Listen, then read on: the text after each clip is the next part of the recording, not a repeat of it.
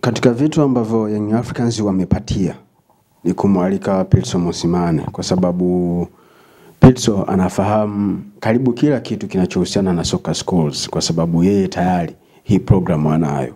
Anaiendesha tena kwa mafanikio nchini Afrika Kusini. Kwa hiyo kitendo cha Young Africans kumwalika kama mgeni rasmi kwenye ile siku ya ufunguzi wa hii Young Soccer School, maana yake ni kwamba walipata mtu sahihi na ambaye kwa namna moja au nyingine atawamotivate wazazi na watoto, kwa maana ya wazazi wa watoto walioenda kushiriki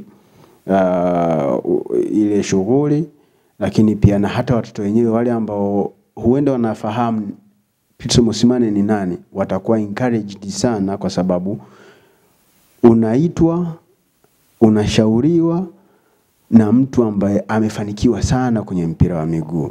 Kwa hiyo kitendo cha kuwepo tu Pitso Mosimane, Young Africans psychologically wamewajenga wachezaji wale au wale watoto waliokuwa kwenye lile tukio, lakini wamejenga imani kwa wazazi wa wale watoto kwamba Yanga wako serious na wameleta mtu sahihi ambaye anaweza akaongeza kitu kwenye vichwa vya watoto zao. Kwa hiyo Young Africans walicheza karata dume kwenye kuminvite Pitso Mosimane kuja kwa mgeni rasmi kwenye ile shughuli yao.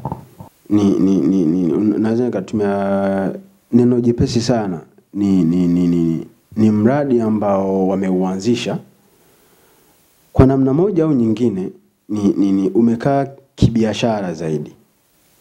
Ingawa humo ndani kuna kunufaika kwa wachezaji, kwa maana ya wale watoto na familia zao, kulingana na zile ABCDs watakazokuwa wanazipata. Kwa hiyo kwa namna moja au nyingine, ndio maana kwenye program iliyopita nilisema ni kama kliniki fulani hivi ambao wanatoa elimu juu ya masuala mazima yanayotakiwa kufanyika kwenye mpira wa miguu. Kwa hiyo hicho wanachokifanya Young Africans wanaweza hata kukifanya kwa watu wazima.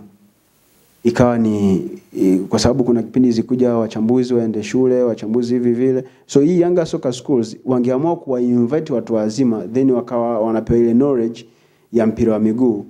Tunaweza tukapata wachambuzi ambao tayari wameanza kuzifahamu zile ABCDs za mpira wa miguu. So hii ya Young Africans ni programu ambayo ina interact na taasisi nyingine, the way ambavyo walivyoiandaa, kwa sababu watahitaji kupata shule ambayo watashirikiana nayo, kwa sababu wanaweza kaenda kuziinject hizi ideas kwa wachezaji au kwa watoto ambao wako kwenye baadhi ya mashule pale wazazi wao watakapokuwa wamelipia hiyo gharama.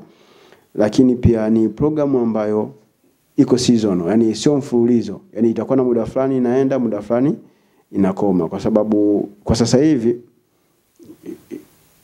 wanapatikana kwa siku za weekend watoto hawa ambao wanaofundishwa, hasa kipindi hiki ambacho shule bado hazijafungwa. Lakini shule zitakapofungwa wanaweza kuwa wanapatikana hata asubuhi, na kwa wiki nzima wanaweza kuwa wanapatikana. Itategemeana na ratiba ambavyo wameziandaa Young Africans.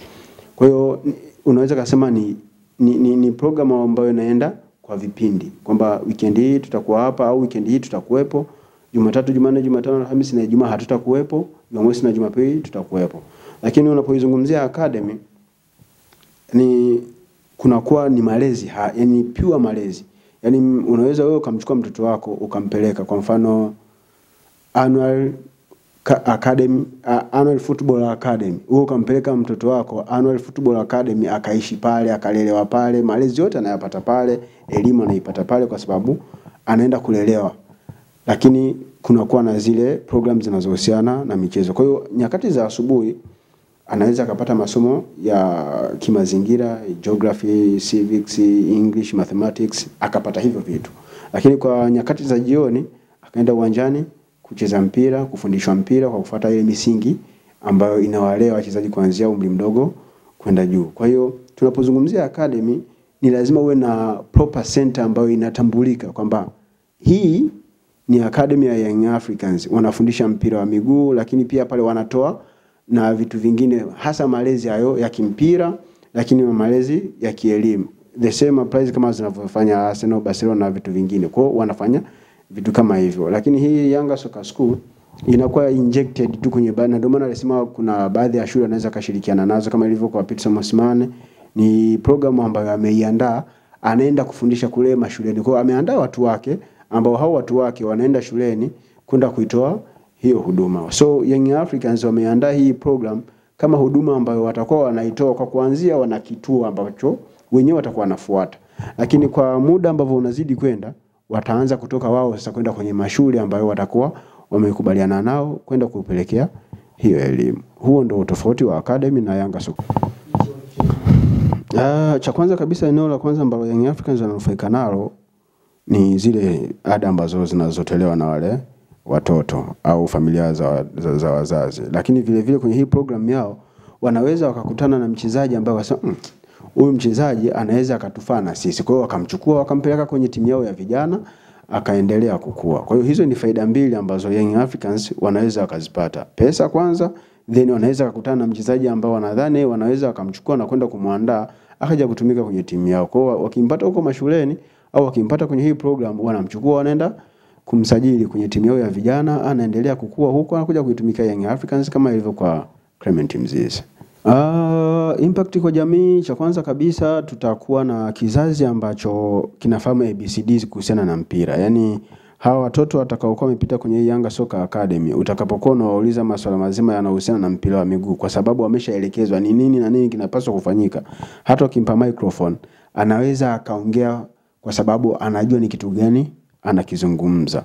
Lakini pia tutakuwa na uelewa tayari jamii ya Tanzania, kwa sababu hawa watoto watakapofikia hatua wamekuwa wanaanza kuinteract na watu wengine, ile knowledge itakuwa ina expand kutoka kwa mtu mmoja kwenda kwa mtu mwingine. So tutajikuta tunatengeneza jamii ambayo inauelewa mpira. Lakini kingine ni Young Africans wameintroduce, kikiwa ni kitu kizuri ambacho kinapaswa kuigwa, serikali inaweza ikakichukua ikakitumia na baadaye ikaja kuinufaisha serikali na jamii ya Watanzania kwa ujumla. Lakini kubwa kuliko hilo, hawa wachezaji wakifanikiwa kwenye haya mazingira, wakipata teams zitakazowachukua baada ya kuwa tayari Young Africans iliwakusanya, ikawapa elimu, wakaonekana, then wakaja kuchukuliwa na taasisi nyingine ambazo zinafanya mafunzo kama hizi academies, baadaye watakapokuwa wamekuwa ni faida kwa familia zao. Kwa hiyo kuna namna ambavyo jamii nzima ya Watanzania wanaenda kunufaika na hii program ambayo Young Africans wameiandaa.